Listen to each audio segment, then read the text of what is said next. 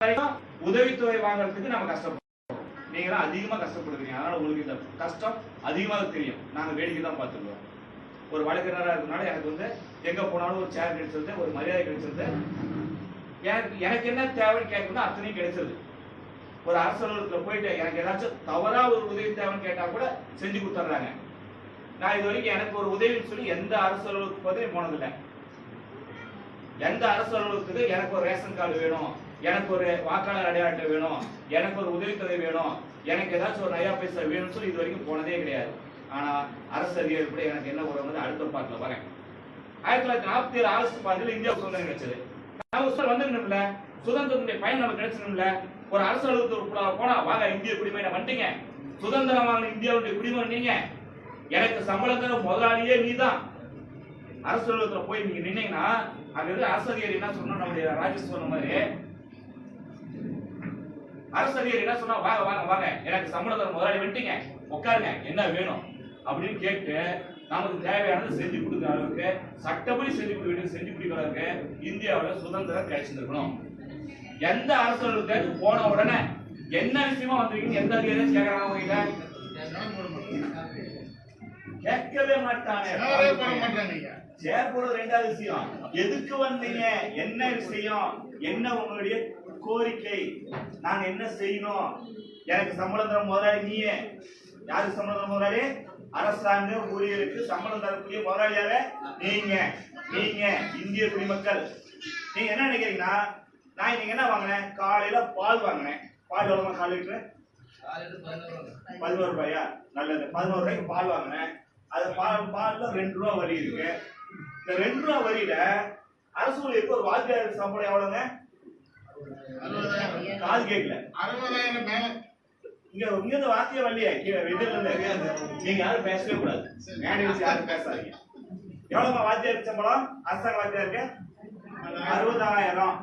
தலைமை ஆசிரியருக்கு 8 மாசத்துக்கு, பெரிய வாத்தியாருக்கு 1 லட்சம் ரூபாய் வாத்தியாருக்கு சம்பளம்.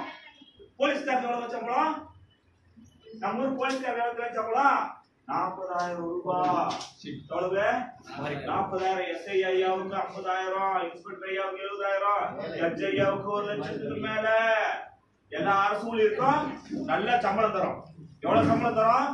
எதிர்பார்க்கிறதை விட அதிகமான சம்பளத்தை அரசு ஊழியருக்கு நம்முடைய வரிப்படத்தில் தரும்.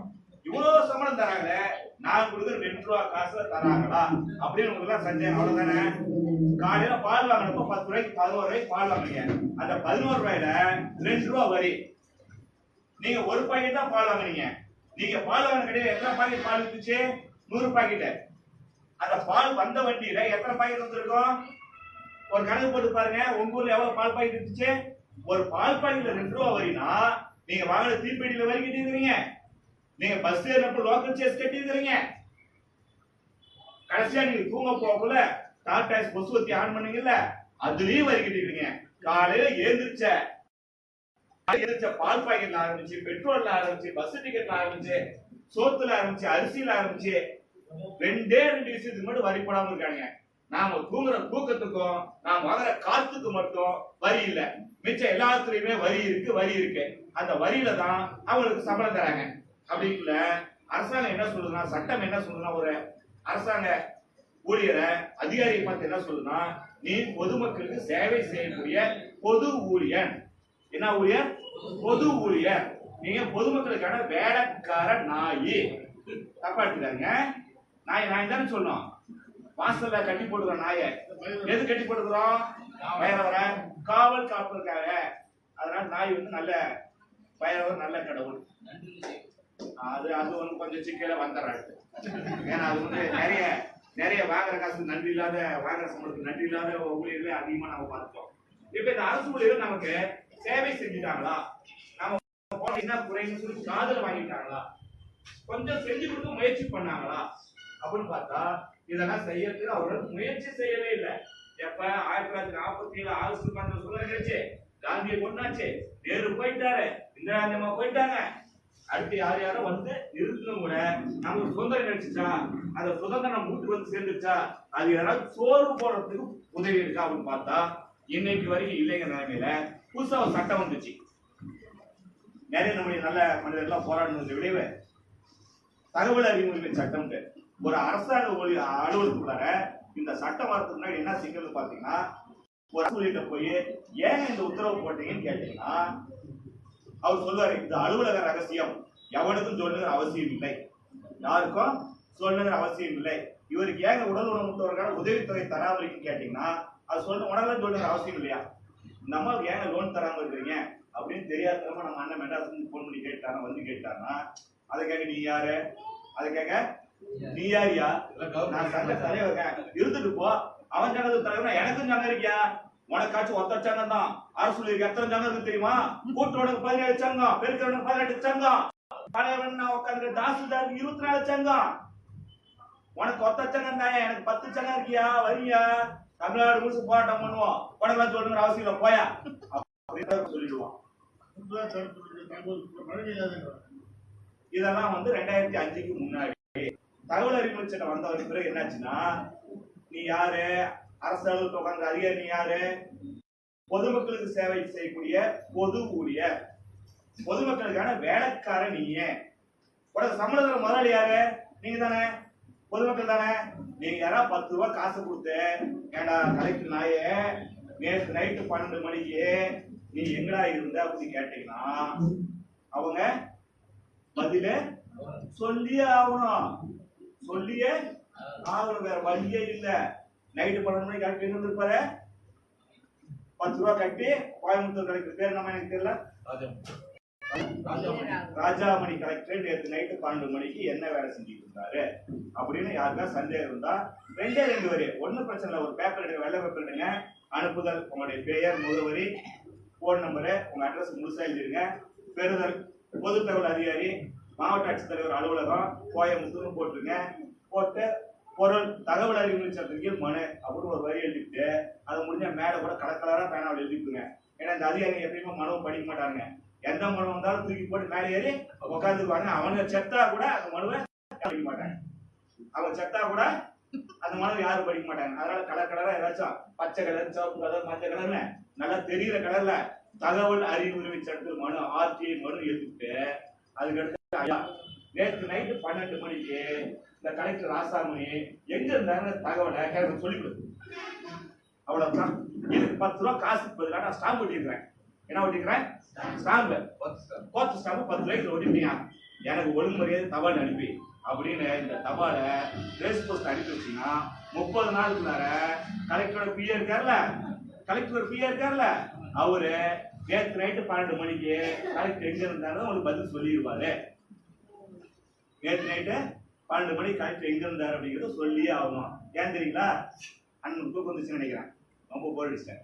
கலெக்டர் உங்க வேலைக்காரன், யாருடைய வேலைக்காரன், உங்க வேலைக்காரன், உன் வேலைக்காரன், உன் வேலைக்காரன், உங்க வேலைக்காரன், உங்க வேலைக்காரன், அந்த வேலைக்காரனை நேற்று நைட்டு எங்க இருந்தாலும் கேட்கற உரிமை உங்களுக்கு இருக்குல்ல, வேலைக்காரன் எங்க இருந்தாலும் என்ன வேலை செஞ்சாலும் கேட்கலாம் இல்ல, முதலாளி தானே கேட்டாங்கன்னா வேற யாரும் கேட்கணும், முதலாளி கேட்காம வேற யாராச்சும் கேட்பாங்களா, இல்ல பக்கத்து வீட்டு முதலாளி கேட்பாங்களா, யாராச்சும் அமெரிக்காவில இருந்து ஒரு குடிமகன் வந்து கோயம்புத்தூர் ஒரு எம்பி பேர் என்னங்க, என்ன சொல்லிருங்க, உங்க கோயம்புத்தூர் எம்பி பாராளுமன்றத்துல போய் ஏன் இந்த ஊட்டி மலையிலிருந்து வர தண்ணிய சிறுவாணி ஆத்துல டேங்க் எடுத்து வாய்ப்பு இருந்தா பதில் சொல்லுங்கன்னு கேட்டா பதில் பாராளுமன்றத்தில் சொல்லுவாங்க அப்படின்னா நீங்க கேட்டாலும் பதில் சொல்லி ஆகணும். எம்பிக்கு ஒரு பாராளுமன்றத்தில் என்னென்ன தகவல்லாம் சொல்லுவாங்களோ, என்னென்ன விஷயத்தெல்லாம் சொல்லுவாங்களோ, எதெல்லாம் கொடுப்பாங்களோ அதை எல்லாத்தையும் இங்க இருக்க பாயமாக கொடுத்தாகணும், அண்ணனுக்கு கொடுத்தாகணும், நம்ம அக்காவுக்கு கொடுத்தாகணும். ஒரே விஷயம் என்னன்னா எம்பிக்கு சும்மா தருவாங்க, நீ உங்ககிட்ட 10 ரூபாய் காசு கொடுத்தீங்கன்னா தருவாங்க, அவ்வளவுதான். ஒரு எம்எல்ஏ, உங்கூர் எம்எல்ஏ மெட்ராஸ் ஜெயின் ஜார்ஜ் கோட்டையில் இருக்கிற சட்டமன்றத்துல கோட்டையில போய் உட்காந்து ஒரு எம்எல்ஏ எழுந்துச்சுங்க, சபாநாயகர் அவர்களே, மாண்புமிகு சபாநாயகர் அவர்களே, என் ஊர்ல ரோடு உடஞ்சி போய் ரோடு போடுவீங்களா அப்படின்னு கேட்டா அங்க சபாநாயகர் பதில் சொல்லுவார், பதில வாங்கிட்டு மந்திரிட்ட. அங்க சபாநாயகர் சட்டமன்றத்துல ஒரு எம்எல்ஏவுக்கு என்னென்னலாம் தருவாரோ, என்னென்னலாம் விஷயத்தை கொடுப்பாரோ அத்தனை விவரத்தையும் ஒரு 10 ரூபாய் காசு கட்டி கேட்டா உங்களுக்கு கொடுத்தாகணும்.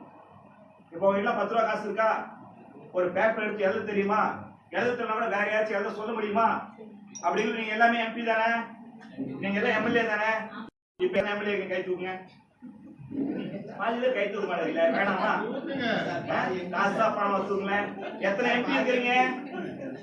மகிழ்ச்சி. அவ்வளவுதான், அவ்வளவுதான். இப்ப தகவல் அறிவு உரிமை சட்டம் சொன்னோம். இன்னொரு சட்டம் ஒண்ணு, சேவை உரிமை சட்டம் அப்படின்னு. அந்த சட்டம் வந்து இன்னும் நம்ம தமிழ்நாட்டுல நடைமுறைக்கு வரல, வந்துடும். நம்ம காலத்திலேயே நடைமுறைக்கு வந்து நாமளும் பார்க்க போறோம். இந்த சேவை உரிமை சட்டம்னா என்னன்னு பாத்தீங்கன்னா ஒண்ணு பெரிய விஷயம் இல்ல. இப்ப தாலுகா ஆஃபீஸ் போய் மனு கொடுத்தீங்க, உதவி வெல்ஃபேர் ஆஃபீஸ் போய் மனு கொடுத்தீங்க. மனு கொடுத்த பிறகு ஒரு முறை அடுத்து போயிட்டு ஏன் நான் மனு கொடுத்துட்டு போனா அது என்னாச்சுன்னு கேட்டீங்கன்னா என்ன பதில் சொல்றாங்க? பதில் சொல்றாங்களா? பதில சொல்லவே மாட்டாங்க, சொல்லவே மாட்டாங்க. அந்த பதில கேட்டீங்கன்னா உங்களை எதிரியா பார்ப்பாங்க. என்னவா பார்ப்பாங்க? மொத்த பைசா காசு தரல, மொத்த பைசா காசு தரல, லண்டன் தரல, உதவி தர கேட்டு வந்துட்டான். இவெல்லாம் ஒரு மனுஷன். வயிற்று உப்பு போட்டா சோத்தீங்க, உப்பு போட்டு சோத்தீங்கன்னா லஞ்சம் கொடுத்து ஆட்சிதார் வரணும். உப்பு போட்டு சோத்தீங்கன்னா லஞ்சம் கொடுத்து கேட்கணும், லஞ்சம் கொடுக்காம கேட்கறானே. அப்படிதானே கேட்கறாங்க, அப்படிதான் நம்மளை பாக்குறாங்க. இந்த சேவை உரிமை சட்டம் வந்துச்சுன்னா என்ன, இந்த அரசு ஊழியருக்கு என்ன கெட்டது ஆகுதுன்னா அவங்க தலையில எப்படி இடிவுன்னு பாத்தீங்கன்னா, நீங்க ஒரு மனு கொடுத்துட்டு வந்தீங்கன்னா சட்டம் எத்தனை நாள் உங்களுக்கு செஞ்சு கொடுன்னு சொல்லியிருக்கோ அத்தனை நாட்களுக்குள்ளார அதிகாரி செஞ்சு கொடுத்துடணும். செஞ்சு கொடுக்கணும் அதிகாரிக்கு அபராதம் குத்த வச்சிருவாங்க. என்ன வச்சிருவாங்க? ஒவ்வொரு நாளைக்கும் அபராதம். உங்களுடைய உதவித்துறை மனுவை 30 நாளுக்குள்ளார முடிவெடுக்கணும்னு சட்டம் சொல்லிடுச்சுன்னா 31வது நாள் அந்த அதிகாரி வச்சிருந்தாருன்னா 31வது நாளைக்கு ஒரு நாளைக்கு 500 ரூபாய் 1000 ரூபான்னு சொல்லி குத்த வச்சிருவாங்க. எத்தனை நாள்னு பாத்தீங்கன்னா அவர் எத்தனை நாளைக்கு அந்த மனு சும்மா வச்சிருக்காரோ அத்தனை நாளுக்கு அவருக்கு குத்தம் அபராதம். 1 ரூபாய் குத்தம் கட்டாவே அரசாங்க ஊழியர் வேலையை விட்டு போயிடுவாரு. சரிங்களா? செய்தவங்களுக்கு அரசாங்க ஊழியருக்கு போய் கோர்ட்ல போய் குத்தம் கட்ட முடியாது, எந்த இடத்துலயும் அபராதம் கட்ட முடியாது. எங்கேயாவது குத்தம் கட்டிட்டு விட்டாங்கன்னா அவங்கள உடனே ஒழுங்கு நடவடிக்கை எடுத்து வீட்டுக்கு அனுப்பிடுவாங்க. எந்த அரசு ஊழியர் குத்தம் கட்ட ரெடியா இருப்பானா? என்ன வாங்கி போட்டே பழக்கப்பட்டவன் கொடுப்பானா? அது பாக்கெட்ல இருந்து கொடுப்பானா, சம்பளத்துக்கு கொடுப்பானா? இந்த சேவை உரிமை சட்டம் வந்துச்சுன்னா நமக்கு 3வது சுதந்திரம் கிடைச்ச மாதிரி. 1947 ஆகஸ்ட் 15 வெள்ளக்காரனுக்கு சுதந்திரம் கிடைச்சது. 2005வது வருஷம் தகவல் அறிவு உரிமை சட்டம் வந்து உங்களெல்லாம் எம்பி ஆகிடுச்சு, எம்எல்ஏ ஆகிடுச்சு. நாம் என்ன விவரம் தெரிஞ்சுக்காம இருக்கோம். இந்த மாதிரி நல்ல சட்டங்கள் 1, 2 அப்பப்ப நம்ம கிட்ட கொடுத்து பாக்குறாங்க, நம்ம கிட்ட கொடுத்து பாக்குறாங்க. என்ன கொடுத்தா நாங்க யூஸ் பண்ணவே மாட்டோம், பயன்படுத்தவே மாட்டோம். இல்ல, அது நாம தெளிவா இருக்குல்ல. நமக்கு தான் இலவசமா ரேஷன் கடையில பொங்கலுக்கு 1000 ரூபாய் கொடுத்துட்றாங்க. கொடுத்துட்றாங்க. அவங்க எல்லாம் குடிச்சு அழிஞ்சிட்டு இருக்காங்க. அதை நீங்க வேடிக்கை பார்த்துட்டு கூட்டிகிட்டே இருக்கிறீங்க. அதனால கிடைச்ச சுதந்திரம் நம்ம வீட்டுக்கு வந்து சேராம இருக்கு. அறுவடை பண்ணியாச்சு, வெள்ளாம வந்துருச்சு, ஆனா அந்த வெள்ளாம வீட்டுக்கு வந்து சேராம இருக்கு.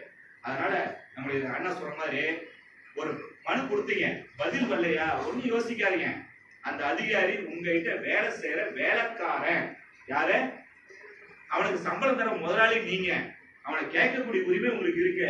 ஒரு முறை கேட்பாரு, 2வது முறை கேட்பாரு, 3வது முறை தகவல் அறிவு சட்டத்துல மனுவை போடுங்க. என்னென்னலாம் மனு போட முடியும், எதெல்லாம் கேட்க முடியாதுன்னு பாத்தீங்கன்னா ஒன்னும் பெரிய விஷயம் இல்லை. அக்கால வந்து காது முடிங்க, இந்த சகோதரிகளா இருக்கு காது முடிங்க. ஒரு எடுத்துக்காட்டு சொல்ல போறேன். நேற்று நைட்டு நம்ம கலெக்டர் அவங்க மனைவி கூட எத்தனை முறை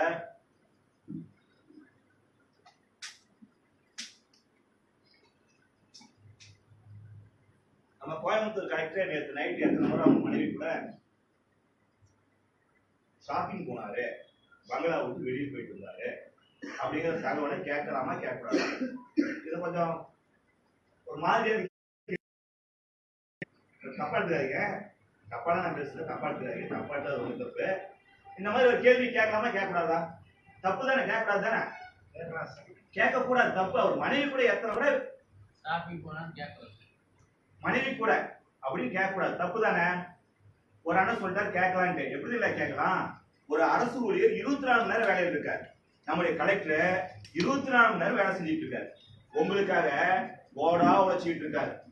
அதனால அவர் 24 மணி நேரம் வேலை செய்யறதுனால அவர் வந்து கலெக்டர் பங்களா விட்டு வெளியே போனா அவர் எங்க போறன்னு எழுதி வச்சுட்டு போகணும்,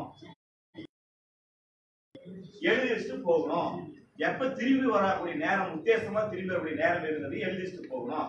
இதற்கு மூவ்மெண்ட் பதிவேடு அப்படின்னு சொல்லி மூவ்மெண்ட் ரெஜிஸ்டர் ஒரு ரெஜிஸ்டர் அவருடைய பங்களாவில் இருக்கு, அவருடைய அலுவலகத்துல இருக்கு.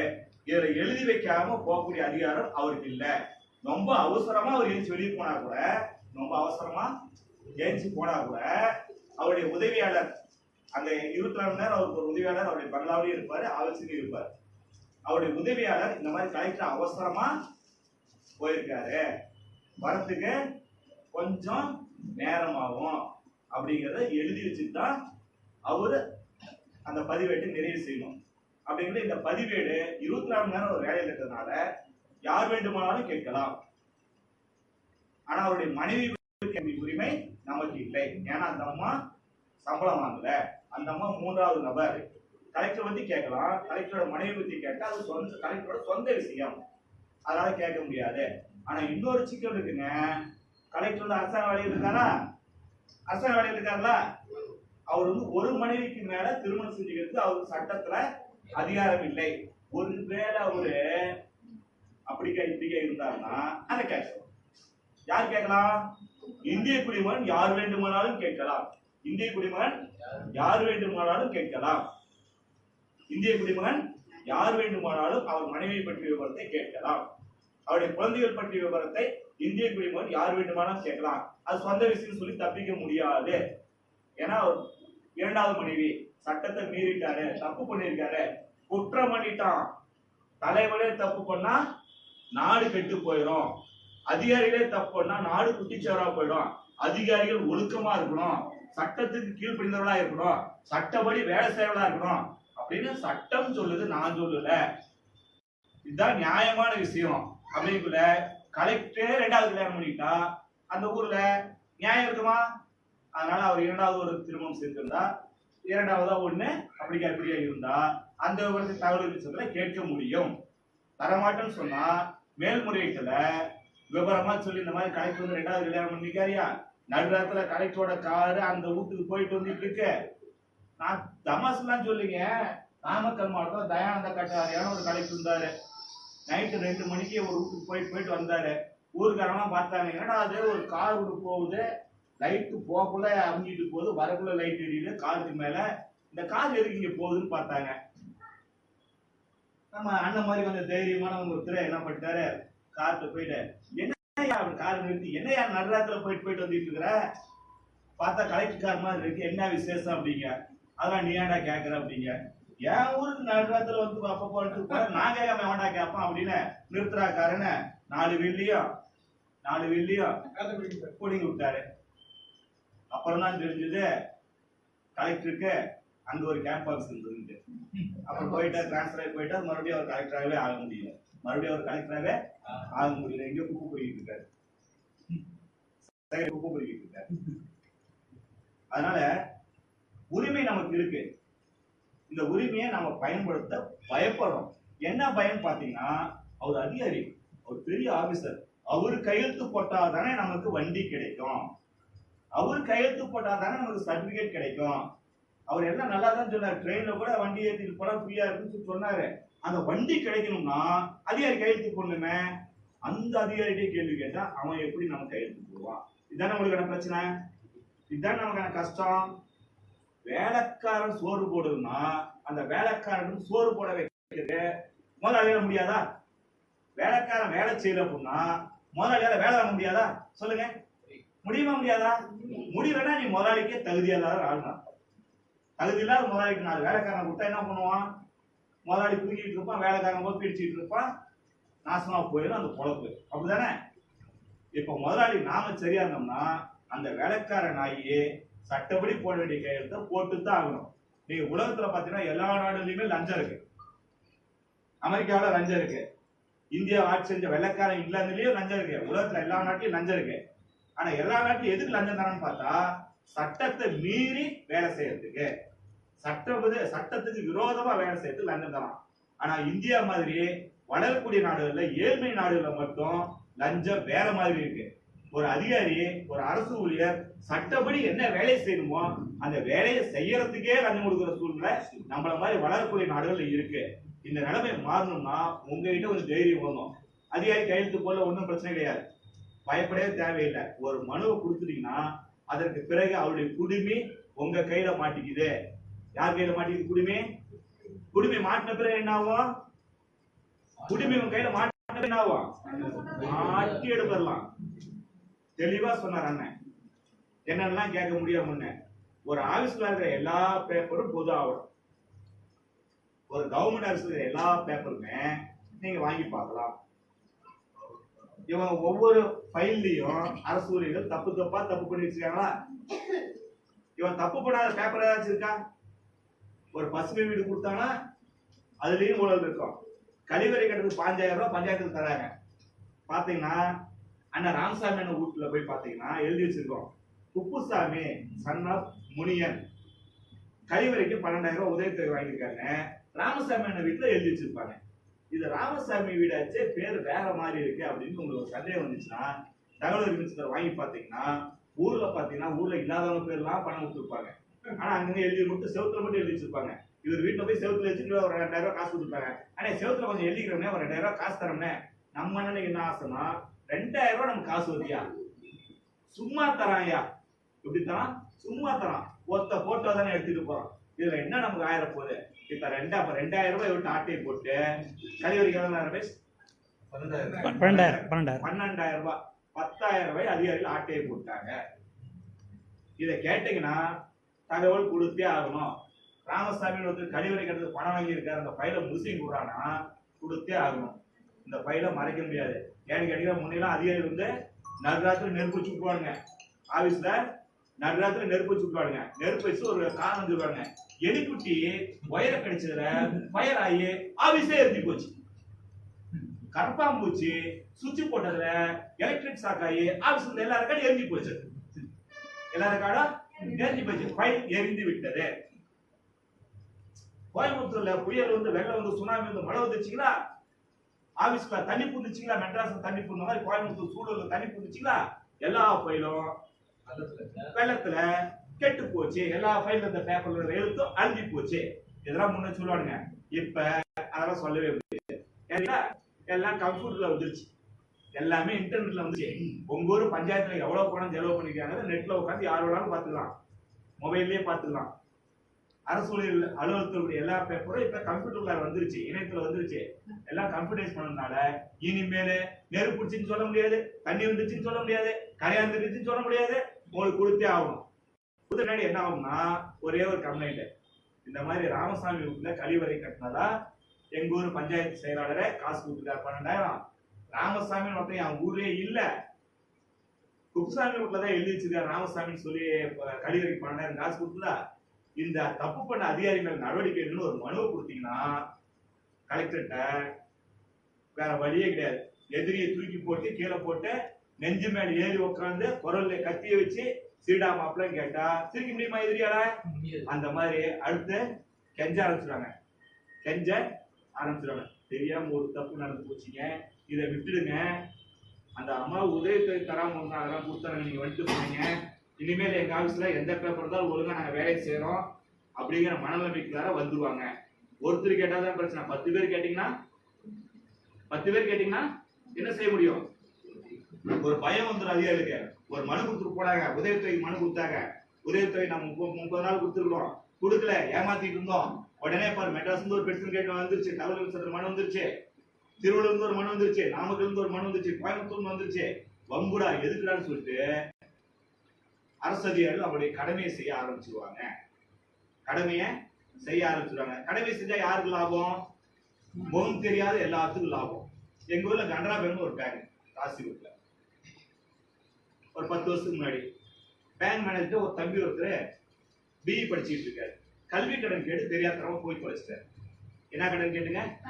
படிக்கிறதுக்கு கடன் கேட்டு போயிட்டாரு. அவர் ஒரு நெசவுக்காரர், அவங்க அப்பா இல்லாதவர், சொந்தமா வீடு கூட இல்லை, ஒரு குடிசை வீட்டுல குடியிருந்திருக்காரு. கூலிக்கு நெசவு வேலைக்கு போயிட்டு இருக்காரு. பையனை கஷ்டப்பட்டு இன்ஜினியரிங் படிக்க வச்சிட்டாரு. முதல் வருஷம் போய் காலேஜ் சேர்த்துட்டாரு. வீட்டுல இருந்து எல்லாத்தையும் வித்து அடமான வச்சு சேர்த்துட்டாரு. கல்வி கடன் போய் கேட்டுருக்காரு வங்கியில. அந்த ஊருக்கு கடன் தரது அந்த கனரா பேங்க் தான் தரணும். அது சேவை வங்கி. ஒவ்வொரு ஊருக்கும் எந்த பேங்க் சேவை செய்யணும், சேவை கடன் கொடுக்குற சேவை செய்யறதுக்கு அரசாங்கம் வங்கி கொடுத்துருக்கு. அந்த ஊருக்கு சந்திரசேகரமும் அந்த ஊருக்கு கனரா பேங்க் தான் சர்வீஸ் பேங்க், சேவை வழங்கக்கூடிய வங்கி.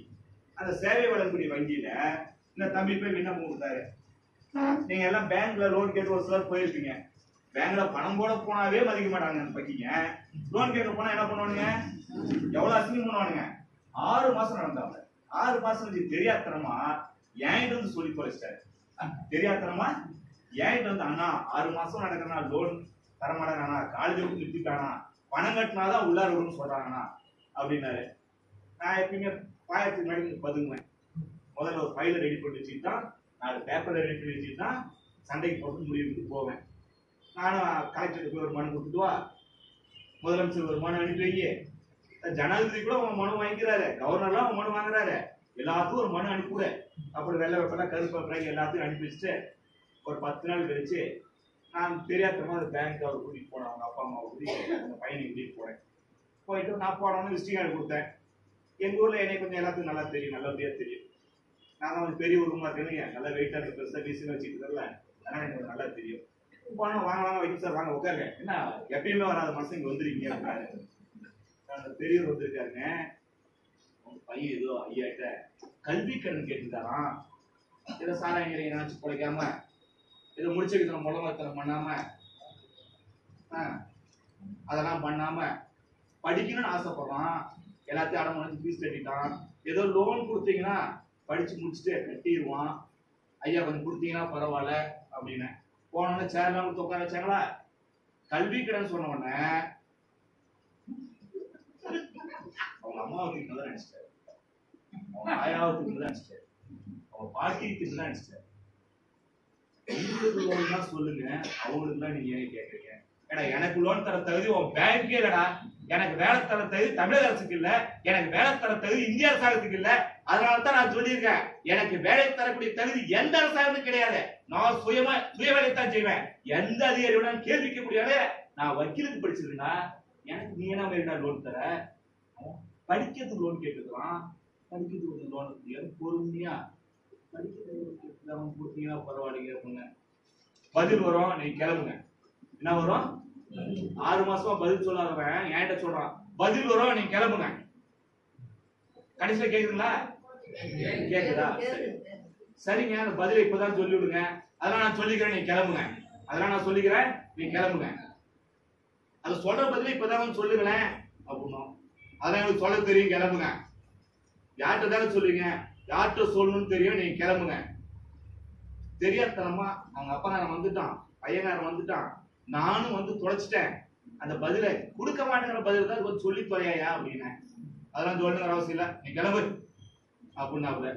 சரி, யார்கிட்ட தான் சொல்லு அப்படின்னும். யார்கிட்டையும் சொல்லுங்கிற அவசியம் இல்லை, எங்க சொல்லுவோம் அங்க சொல்லிக்கிறேன் அப்படின்னாப்புல. இது முன்னாடி விடலாமா? நம்ம வேலைக்காரன் வேலை செய்யற விடலாமா? 4 இடத்துல கட்டினேன். எங்க இருந்து கட்டினேன்? எங்க இருந்து கட்டினேன்? 4 இருந்து கட்டினேன். எனக்கு எப்பயுமே வந்து கோபம் வேகமா வரும். அதனால பழைய ரஜினி படத்தெல்லாம் பாத்தீங்கன்னா முக்கிய வரைக்கும் சூப் போட்டுருக்காரு. நல்லா கட்டலாம், கட்டது ஒரு 10 நிமிஷம், அவுக்கு ஒரு 5-4 மணி நேரம் அப்படியே சூரிய போட்டுருந்தேன். வேகமா கட்டினேன். அந்த சனிமணி சூ என்ன ஆச்சுன்னா, இந்த மாதிரி கட்டினா மட்டும் விட்டு சைடுல கட்டிக்கிட்டேன். ஊருக்குள்ள போக கட்டுறது 4 மணி நேரம் ஆகுது. எங்கேயா கோயிலுக்குள்ள போலான்னு பார்த்தா அங்க போய் கட்டுறது 1/2 மணி நேரம் ஆகுது. மறுபடியும் போறதுக்கு 1 மணி நேரம் ஆகுது. இந்த மேனேஜர்கிட்ட போகும்போது கட்டுக்குள்ள மட்டும் அடுத்த சைடு கை வந்துருச்சு. எடுத்த டேபிள் மேல வச்சேன். நம்ம பேங்க் மேனேஜர் டேபிள் எப்படி இருக்கு? ஏசி ரூம்ல. நம்ம செருப்பு தான் கொஞ்சம், நாம தான் எல்லா இடத்துக்கும் போயிட்டு வரோம்ல, சாக்கடைக்கு போவோம், குப்பைக்கு போவோம், எல்லா இடத்துக்கும் போவோம். நான் கேக்குறேன், இதுக்கு பதில் சொல்றா. பெத்தவனுக்கு பதில் சொல்ல, லோன் கேட்ட பெத்தவனுக்கு பதில் சொல்ல, லோன் கேட்ட மனுதாரருக்கு பதில் சொல்ல, தெரியாதனமா வந்த பொதுமக்களான எனக்கு பதில் சொல்ல. சரி, எனக்கெல்லாம் பதில் சொல்லாது, இதுக்கு பதில் சொல்றாச்சு. எதுக்கு? எதுக்கு? போலீஸ் கூப்பிடுறாரு. அவ்வளவுதான். லோன் மேனேஜர் நல்லது, எப்ப போலீஸ் நம்பர் தெரியுமாப்பா அப்படின்னு. அவரு போலீஸ் நம்பர் யாருக்கு தெரியுங்க அப்படின்னாரு. நீ ஒன்னும் கஷ்டப்படாத, இந்த எஸ்ஐ நம்பர் வச்சுக்க, ராசிபுரம் இன்ஸ்பெக்டர் நம்பர் வச்சுக்க, டிஎஸ்பி நம்பர் வச்சுக்க, எஸ்பி நம்பர் வச்சுக்க, இன்னும் எந்தெந்த புடிங்கி நம்பர்லாம் வேணுமோ அத்தனை போலீஸ் புடிங்கி நம்பர் தானே வச்சுக்க. எவனையாச்சும் உன்னை தயவு செஞ்சு கூப்பிடு. அவன் வந்த பிறகுதானே அவனை இதுல அடிக்க போறேன். அவன் வந்த பிறகுதானே இதை எடுத்து உன்னை அடிக்க போறேன். அது வரைக்கும் நான் இதை உன்னை அடிக்க போறதுல இது இங்கதானே இருக்கும். கால் மேல கால் கூட சாஞ்சி உட்காந்துட்டு எல்லா நம்பரையும் எடுத்து அவர் கொடுத்துட்டேன். 1/2 மணி நேரம் அவன் என்னைய பார்க்கறான், செருப்ப பார்க்கறான், என்னைய பார்க்கறான், செருப்ப பார்க்கறான், என்னைய பார்க்கறான், செருப்ப பார்க்கறான். நான் எரும மாட்டை விட எனக்கு கொஞ்சம் பொறுமை அதிகம். எத்தனை நாள் ஆச்சுனாலும் சரி போலீஸ் வந்து என்னை கைது பண்ணாம அங்கிருந்து போகக்கூடாது முடிவோட நான் உட்கார்ந்துட்டு இருக்கிறேன். இதை வெளியே சொன்னா அவன் மான மரியாதை போயிடும். திருப்பி பார்க்கறான், என்னைய பார்க்கறான், திருப்பி பார்க்கறான், என்னைய பார்க்கறான். பார்த்துட்டு சார் லோன் கொடுத்துறேன் சார், எடுத்துருங்க சார், லோன் கொடுத்துறேன், இதை கொஞ்சம் எடுத்துருங்க சார். லோன் கிடைக்காத இடத்துக்கு நம்ம செருப்பு எடுத்துட்டு போயிடலாங்க. லோன் கொடுத்துறேன், இதை கொஞ்சம் எடுத்துருங்க சார். அவர் பெரியவர் கூப்பிட்டு அண்ணன் இந்த மாதிரி ஒரு சாப்பாடு துண்டு போட்டுருந்தாரு, அண்ணே கொஞ்சம் துண்டை புண்டை அப்படின்னேன். எல்லாம் முடிச்சாங்க. நம்ம ஆஃபீஸு நாம தான் அந்த இடத்துக்கு பேங்கே சொந்தக்காரன். அந்த பேங்க் முதல்ல நாம தானே, அந்த இடத்துல கொஞ்சம் அழுக்காயிடுச்சுல, அந்த அழுக்கை நாம தான் சரி பண்ணுவோம். ஷூ எடுத்து காலில் போட்டு அந்த படிச்சுட்டு ஐயா நீங்களாம் கடவுள் மாதிரி, நீங்களாம் கடவுள் மாதிரி, என்னாலாம் ஒரு 100 ரூபா அவங்களுக்கு கொடுத்து உதவி செய்ய முடியாது. 100 ரூபா கொடுத்தான பிச்சைக்காரனாக படிக்க ஆசைப்படுறான் தன்மானத்தோட, கொடுக்குற இடத்துல கடவுள் மாதிரி உங்க அப்பா அம்மா பண்ற புண்ணியத்துல உட்காந்துக்கிறீங்க. கொடுக்காம கெடுக்கும் புள்ள குட்டியெல்லாம் நாசமாக போயிடப்போதா நாய்களா, சேவை செய்யுங்கடா, வாங்குற சம்பளத்துக்காச்சும் வேலையை செய்யுங்கடா, நாங்களாம் கடவுளை அவனுக்கு கும்பிடுவோம்டா வருட்டுமா அப்படின்ட்டு வந்தோம். 126 பேத்துக்கு 126 பேத்துக்கு லோன் கிடைச்சது. ஒரே சந்தோஷம், அப்பா ஏற்கனவே 150 எஃப்ஐஆர் ஆயிடுச்சு. அது வராது எப்பயுமே. ஃபயர் சர்வீஸ் வருமா, நெருப்பெரிக்குள்ள போலீஸ் வருமா, என்ன கேள்வி கேட்டீங்க, எந்த ஊர்லீங்க இருக்கீங்க, அண்ணா எந்த ஊருங்க, தமிழ்நாடு போலீஸ் எப்பயுமே, தமிழ்நாடு போலீஸ் எப்பயுமே சினிமா போலீஸ் தான். எல்லாம் முடிஞ்ச பிறகு கடைசியா தான் வருவாங்க. ஏன்னா அவங்களுக்கு வந்து நடுவில் வந்து பஞ்சாயத்து பேசுறது வேலைக்கு போற வேலை அவனுக்கு வைக்கவே கூடாது. ஏன்னா நம்ம போலீஸ்க்கு எவ்வளவு பெரிய தொந்தி இருக்கு, ஒடி வரணும் இல்ல. 126 பேத்துக்கு கல்வி கடன் கிடைச்சது. 126 பேத்துக்கு கல்வி கடன் கிடைச்சது. நான் வாங்கி தரல, என் செருப்பு வாங்கி, நான் வாங்கி தரல, என் செருப்பு வாங்கி. என் செருப்புக்கு அவ்வளவு பவர் இருக்குல்ல, அந்த செருப்புக்கு சொந்தக்காரன் உங்களுக்கு எவ்வளவு பவர் இருக்கு, உங்களுக்கு எவ்வளவு பவர் இருக்கு. நான் அடிக்கடி சொல்லுவேன், ஜெயிலுக்கு போனவங்க யாராச்சிருக்கீங்களா, மத்திய சிறைச்சாலைய உள்ளார போய் பாத்துக்கணும் யாராச்சிருக்கீங்களா, உள்ளார போய் மகிழ்ச்சி மகிழ்ச்சி.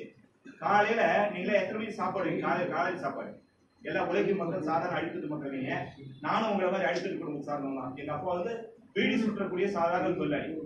என்ன சுற்றக்கூடிய தொழிலாளி, பீடி சுற்றும் தொழிலாளி தான். நான் சாதாரண குடும்பம் சார்ந்த மாதிரி எப்பயுமே பெருமையா தான் சொல்லுவேன். என்னுடைய தொழிலை, என்னுடைய தந்தையுடைய தொழில் நான் எப்பயுமே மாற்றி போட விரும்பவே மாட்டேன், எந்த இடத்துலையும் மாற்றி சொல்லவும் மாட்டேன். என்னுடைய தந்தை வந்து ஹிந்தி பண்டிட், தமிழ் புலவர், பள்ளிக்கூடத்தை பற்றியே போனவர், எந்த அரசாங்க வேலைக்கு போக மாட்டேன் திமுறோடு வாழ்ந்தவர். அந்த திமுறோடு என்னையே வளர்த்தினவர். அதனால அந்த திமுறோடு நான் சொல்லுவேன், தைரியமா சொல்றேன். சாதாரண அடித்தல் குடும்பம் தான் நான் வந்திருக்கிறேன். காலையில எத்தனை மணிக்கு சாப்பிடுவீங்க வழக்கமா, காலையில சொல்லுவோம் 8:30, 9, 8:30, 9, 10. என்னைக்காச்சும் காலங்காத்தாலும் 8 மணிக்கு வயிற்றுக்கு சோறு தின்றீங்களா நீங்க, தப்பா எடுத்துக்காங்க. காலையில 8 மணிக்கு காலை டிஃபன் சாப்பிட்டவங்க நம்ம எல்லாம் யாராச்சும் இருக்கீங்களா, கை தூக்குங்க. காலை சுகர் பேஷண்டா இருக்கீங்க இல்ல, நான் மேனேஜர் யாரும் பேசுறது, நான் பேசிட்டு மேனேஜர் பேசுறேன். சரி, மத்தியான சாப்பாடு எத்தனை மணிக்கு சாப்பிடுவீங்க? ஆமா, அது ஒரு சிலர் எப்ப காலையில சாப்பாடு மத்தியான சாப்பாடு நம்ம ஒட்டுக்காதான் சாப்பிடுறோம். நைட் சாப்பாடு எத்தனை மணிக்கு சாப்பிடுவோம் அது கடவுளுக்கே தெரியாது. காலங்காத்தால என்னைக்காச்சும் வீட்டுல 6 மணிக்கு உங்களை எழுப்பிட்டாங்கன்னா, ஜெயிலுக்கு போனீங்கன்னா காலங்காத்தால 6 மணிக்கு ஜெயிலர் வருவாரு. எப்ப வைக்கல தூணு சொல்லுவாரு, எழுந்திரிப்பா அப்படின்னு எழுப்பி விட்டுருவாரு. வேகமா போய் குளிச்சுட்டு வாப்பாரு. 8 மணிக்கு தானே டிஃபன், பொங்கல், சப்பாத்தி. என்ன வரும், பொங்கல், சப்பாத்தி. காலையில 8 மணிக்கு. நான் வாழ்க்கையில 8 மணிக்கு டிஃபன் நான் பார்க்காதாரு. அங்க 8 மணிக்கு டிஃபன் திட்டுறாமா, அண்ணே தின்னுனே ஏன்னா லேட் பண்ற, சாப்பிடுனேன். சாப்பிடாம இங்க ஒளியிலே வச்சோம்னா அதை 2 போலீஸா மாத்திட்டோமா ஜெயிலரை. சாப்பிடுங்க, ஏன் கொஞ்சம் கீரை போடக்கூடாது சாப்பிடுங்க, கீரை போடக்கூடாது சாப்பிடுங்க, அடுத்தவங்களுக்கு தரக்கூடாது சாப்பிடுங்க, கட்டாயம் சாப்பிட்டாலும் சாப்பிடுங்க. அம்மா கூட அப்படி விட்டு விடாது, ஜெயிலர் அவ்வளவு அழகா சாப்பிட வச்சுருவாங்க. எத்தனை மணிக்கு? காலையில 8 மணிக்கு பொங்கல், சப்பாத்தி, அதுக்கு சட்னி, தேங்காய் சட்னி. நம்ம ஊர்ல தேங்காய் வைக்கிற வேலைக்கு நம்ம அம்மா எல்லாம் சட்னி ஆட்டி சொன்னா தேங்காய் கண்ணில் கட்டி சட்னி மட்டும் சட்னிங்கிற பேர் தராங்க. அந்த அருமையான தேங்காய் சட்னி என்ன வந்து தண்ணியா இருக்கும், அவ்வளவுதான். அதுக்கடுத்து 12 மணிக்கு, எத்தனை மணிங்க? மத்தியானம் 12 மணிக்கு சாப்பாடு, சாம்பார், மோர், பொரியல். எத்தனை மணிக்கு? 12 மணிக்கு. கடவுளே, இப்படி ஒரு எவ்வளவு கிடைக்குமா வேற எங்கேயாச்சும் நிறைவா? சாயந்தரம் 5 மணிக்கு சாப்பாடு, சாம்பார், ரசம், அவிச்ச வேர்க்கடலை. ஆமா, இதுக்கு மேல என்னன்னு பாத்தீங்கன்னா கொஞ்சம் கையில கொஞ்சம் காசு இருக்குதுன்னா சிக்கன் குழம்பு 20 ரூபாய் கப்பு, சிக்கன் குழம்பு 20 ரூபாய் கப்பு, சப்பாத்தி 10 ரூபாய். நம்ம ஊர்ல போய் ஹோட்டல் கடையில் சப்பாத்தி கேட்டா 40 ரூபாய் 30 ரூபாய். ஜெயிலுக்குள்ள சப்பாத்தி 10 ரூபாய், சிக்கன் குழம்பு 20 ரூபாய், சிக்கன் லெக் பீஸ் 40 ரூபாய், போண்டா 5 ரூபாய், டீ 5 ரூபாய். இதெல்லாம் டோக்கன் வாங்கி டோக்கனே கொடுத்துறான் சட்டப்படி. டோக்கனை கொடுத்தா வெளியில கொஞ்சம் பணத்தை கட்டிட்டா ஜெயில முன்னாடி வந்து ஒரு ஆபீஸ் வச்சிருக்கான், உள்ளார ஒரு பணம் கட்டுறதுக்கு. வெளியே ஒரு 100 ரூபாய் பணம் கட்டிட்டா உள்ளார டோக்கன் கொடுத்தா டீ கொடுத்தாரான். டீ எத்தனை மணிக்குன்னா காலையில 6 மணிக்கு. காலையில 6 மணிக்கு எழுந்து டீ கிடைக்குது சுட சுட. 11 மணிக்கு டீ மணிக்கு முட்டை போட்டா, 3 மணிக்கு டீ போட்டா உருளைக்கிழங்கு போட்டா, 5 மணிக்கு சாப்பிட்டு சேர்த்தீங்கன்னா அடுத்த 6 மணிக்கு ஜெயிலுக்கு வர. அதுக்கு மாப்பிள்ளை வீடு சொல்றாங்க 6 மணிக்கு ஜெயிலுக்கு வருவாரு. ஏன் எல்லாம் போவேன், ரூமுக்கு போவேன், எல்லாம் வீட்டுக்கு போங்க ரூமுக்கு போங்க அப்படின்னு ரூம்ல வந்து கொஞ்சம் கூட்டிடுவாங்க. 4 பேர் 10 பேர் கூட்டிடுவாங்க. கொஞ்சம் கஷ்டம். ஒரு 8 மணிக்கு ஜெயிலுக்கு வருவாரு. போலீஸ்காரர் ரவுண்ட்ஸ் வருவாங்க. ஏன் தூங்காம இருக்கீங்க, தூங்குங்க. நானா எப்பவுமே தூங்கணும். நைட் 11 மணி ஆகும். நான் 12 மணிக்கு மேலே தூங்குறதே கிடையாது. நான் எழுந்திரிக்கல அதிகாலை 9 மணிக்கு நான் எழுந்திரே கிடையாது. நான் அடிக்கடி இருக்கேன். 8 மணிக்கு பின்னாடி தூங்காம இருந்தா போலீஸ்காரன் வந்து படுக்க வச்சுருவாங்க, தூங்க வச்சுருவாங்க. கண்ணை முடிஞ்ச லைட் ஆஃப் பண்ண முடியாது, லைட் இருந்துட்டு இருக்கும். கண்ணை முடியாது, தூக்கி போலையாண்டுவாங்க. இந்த மாதிரி ஒரு வாய்ப்பு, ஒரு வசதி நம்ம வீட்டில் நிறைய கிடைச்சிருக்கா. நான் வந்து கோயம்புத்தூர் ஜெயில பார்த்துட்டேன், வெளியே பாரு உள்ளாரு. திருச்சி ஜெயில பார்த்துட்டேன், மெட்ராஸ் ஜெயில பார்த்துட்டேன். எங்கூர் ஜெயில் சேலம் ஜெயில் நான் அடிக்கடி போயிட்டு வர ஜெயில். எங்கூர் ஜெயில் சேலம் ஜெயில நான் அடிக்கடி போயிட்டு வர ஜெயில். நான் ஒன்றும் அதுக்காக ரவுடி முடிச்சுக்கலாம் நினைச்சேன். அப்பப்போ இப்படி கொஞ்சம் கம்மியா பேசுவோமா, யாருக்கா பிச்சுக்குமா ஒரு எஃப்ஐஆர் ஒன்று போடுவாங்களா? என்ன போடுவாங்க? எஃப்ஐஆர் ஒன்று போடுவாங்களா? போட்டுக்கலான்னுவோம். அரெஸ்ட் பண்றோமா, நான் ரொம்ப சந்தோஷமாடா அப்படின்னு எல்லா புத்தகத்தையும் எடுத்துக்கிட்டு கிளம்பிடுவேன். படிக்கிறதுக்கு நல்ல இடம் கிடைச்சது, 3 வேளை நேரத்துக்கு சோறு கிடைச்சது, நல்ல ஓய்வு கிடைச்சது. எப்படி என்னை மெதுவா ஜாமீன் எடுங்க, அவசரப்பட்டுலாம் ஜாமீன் எடுத்துறாதீங்க. எங்க வீட்டுல எங்க அப்பாவும் என் மனைவியும் கொஞ்சம் என்னோட கொஞ்சம் குசுமானவங்க. நான் எப்ப ஜெயிலுக்கு போனா எங்க அப்பா வந்து பார்த்ததே கிடையாது. கல்யாணத்துக்கு பின்னாடி ஜெயிலுக்கு போயிட்டுன்னு சொன்னா எங்க வீட்டுல உள்ள பயங்கர சந்தோஷம். அப்பாடா இந்த உடம்பு சொல்ல கொஞ்ச நாளைக்கு இல்ல, கட்டி இல்லாம நிம்மதியா இருக்கலாம் அப்படின்னு என்னை பார்க்கவே வரமாட்டாங்க. கடைசியா ஒரு 5 நாள் 20 நாள் சொல்ல தாங்க முடியாம என்ன பண்ணுவாங்கன்னா அவங்களா அழுத்துட்டு போவாங்க. வந்துருவோம். வந்த பிறகு ஜெயில விட்டு வந்த பிறகு அட ஏமா நீ வேற, அவனா ஜெயிலுக்கு யாரெல்லாம் இருப்பானோ அவனா தூக்கத்தை தொலைச்சிருவான். அவனா ஒத்த பைசா லஞ்சவாதத்தெல்லாம் பண்ணிவிடுவோம். நேரான நேரத்தோட பேப்பர்ல கையெழுத்த போறான்னு வச்சிருவோம்.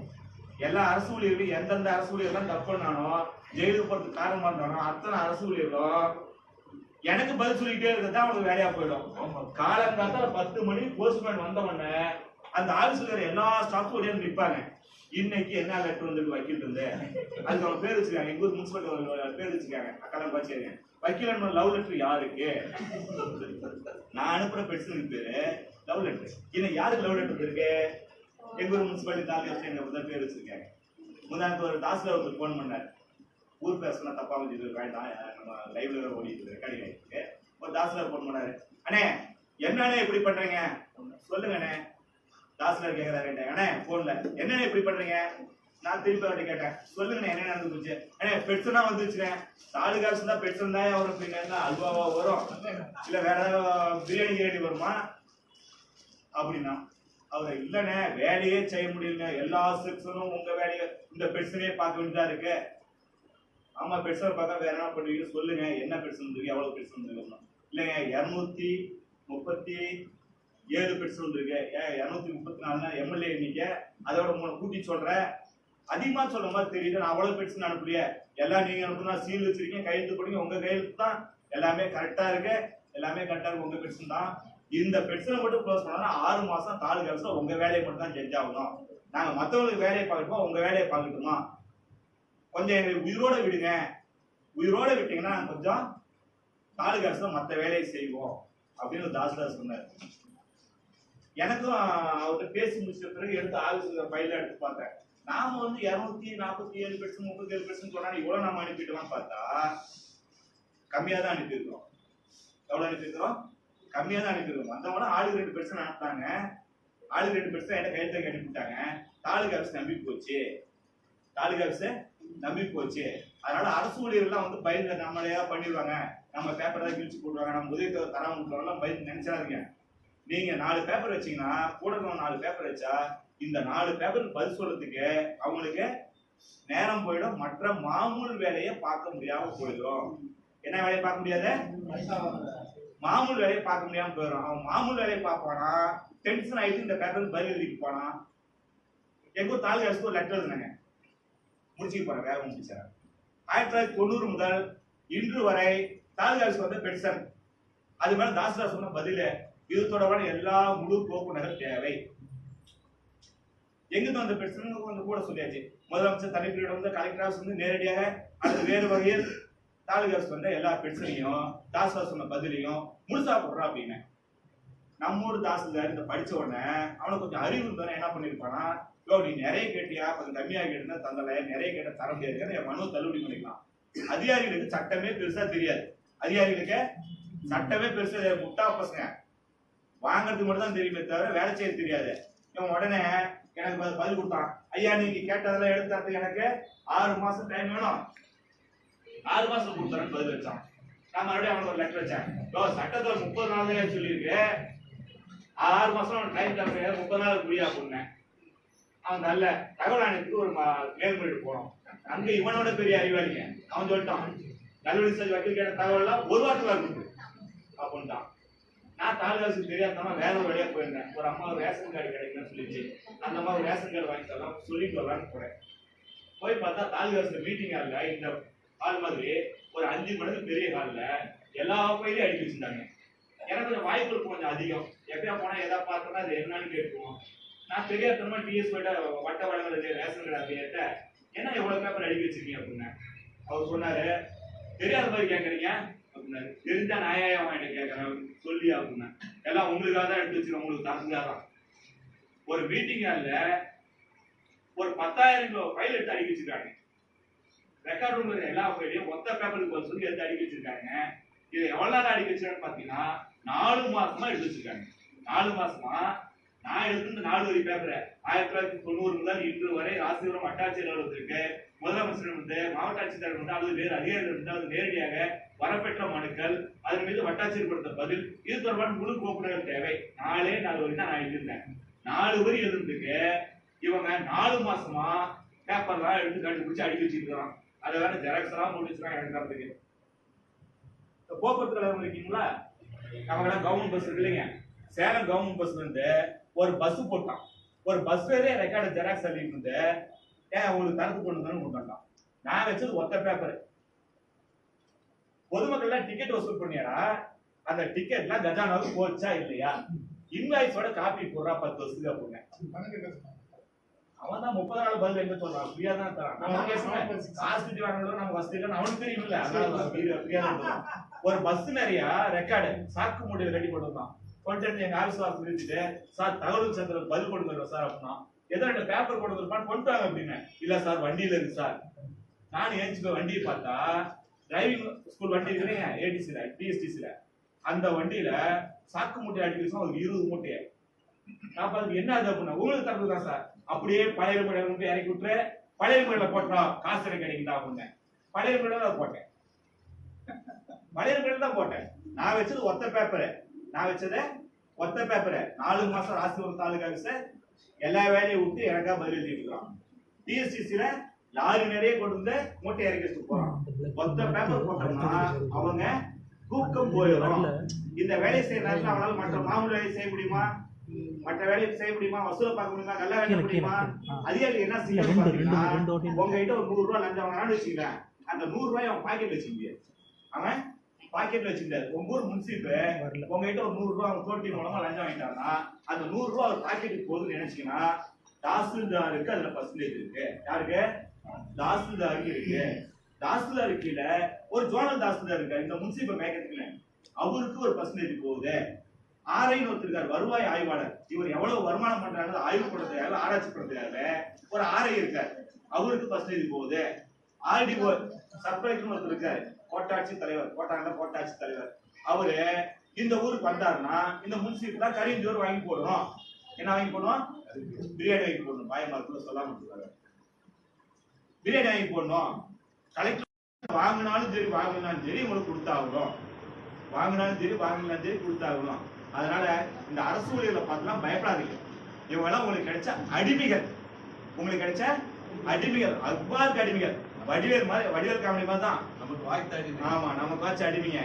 நீங்க போடுற பெருசுல பார்த்து அவன் பயந்துட்டு இருப்பான். அவன் என்ன நினைக்கிறான், இவங்க நம்ம பக்கத்துல வராம இருக்காங்க, நாம இவங்களுக்கு வேலையை செய்யக்கூடாது. இவங்க நம்ம பக்கத்துல வராம இருக்காங்க, தகவல் அறிவு சட்டத்தின் மூலமா அல்லது சட்டப்படி ஒரு பெருசர் மூலமா வராம இருக்காங்க, இவங்களுக்கு வேலை செய்யக்கூடாது. இவன் தான் வந்தானே நாம அவனுக்கு அடிமை. ஒரு காமெடி, வடிவேல் காமெடி பார்த்துருப்பீங்க. அவன் கடையை சாத்திட்டு போயிட்டானா அவன் நமக்கு அடிமை.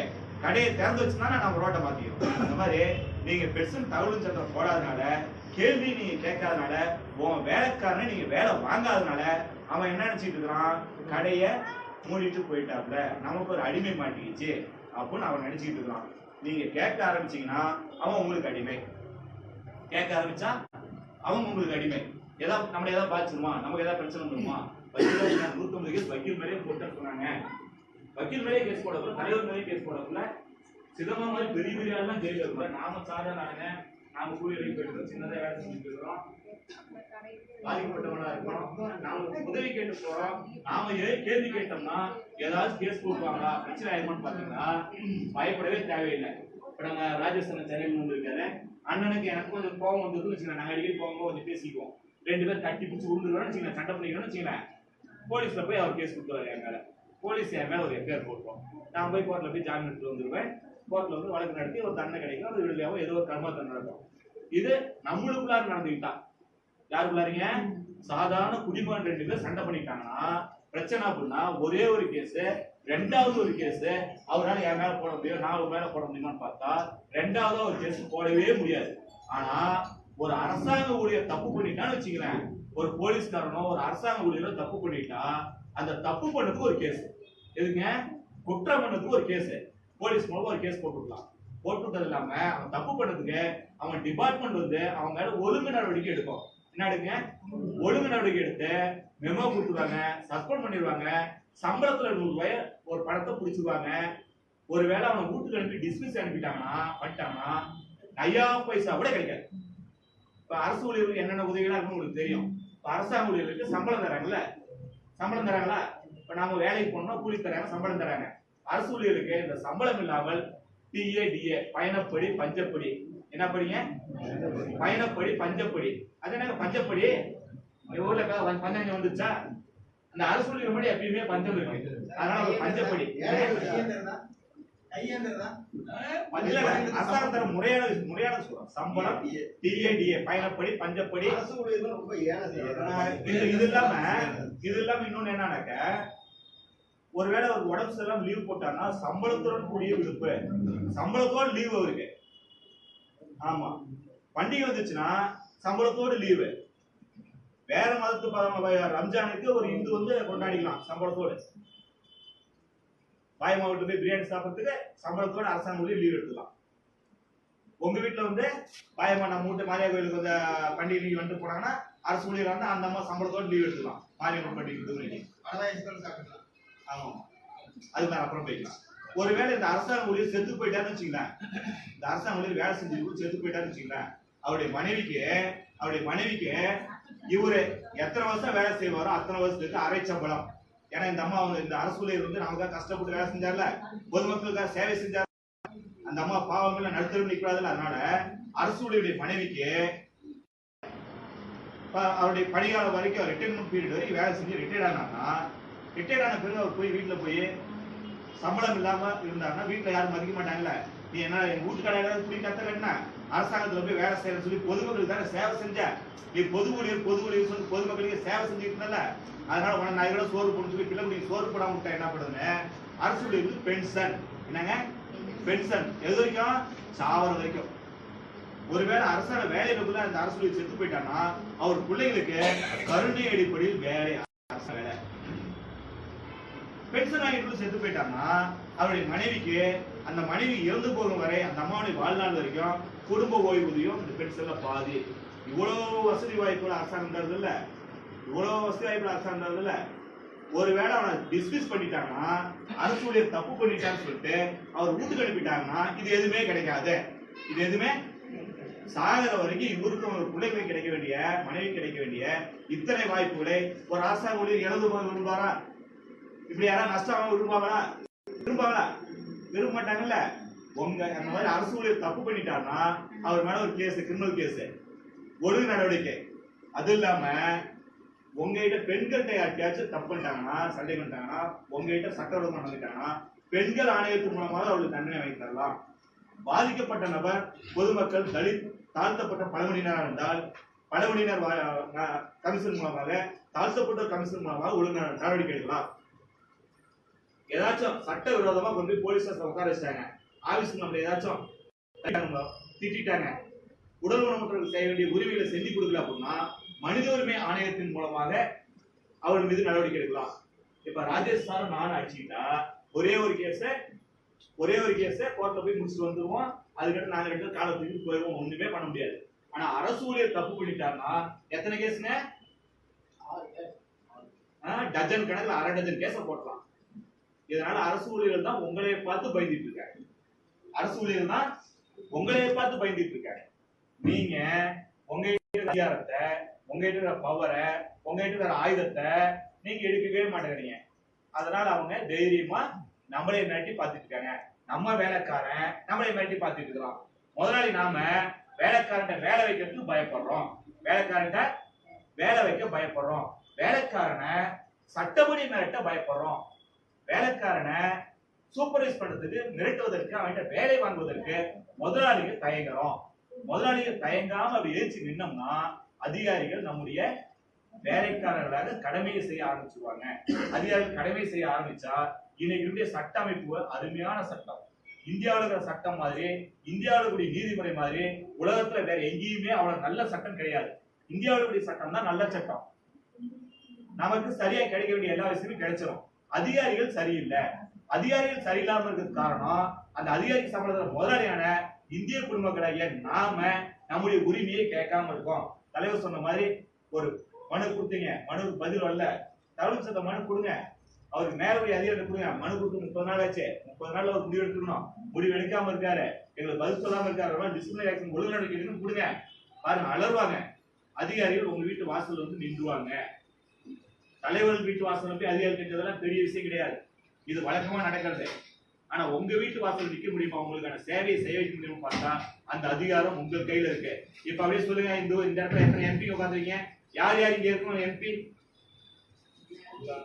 எல்லாருமே எம்பி தான். யார் யார் எம்எல்ஏ? எல்லாருமே எம்எல்ஏ தான். இங்க எத்தனை வக்கீல் இருக்கீங்க? இங்க எத்தனை பேர் வக்கீல் இருக்கீங்க? உங்களுக்கு நீங்க என்ன கூடத்தை பாத்துருக்கீங்க. எத்தனை பேர் சட்டம் படிச்ச வக்கீல் இருக்கிறீங்க?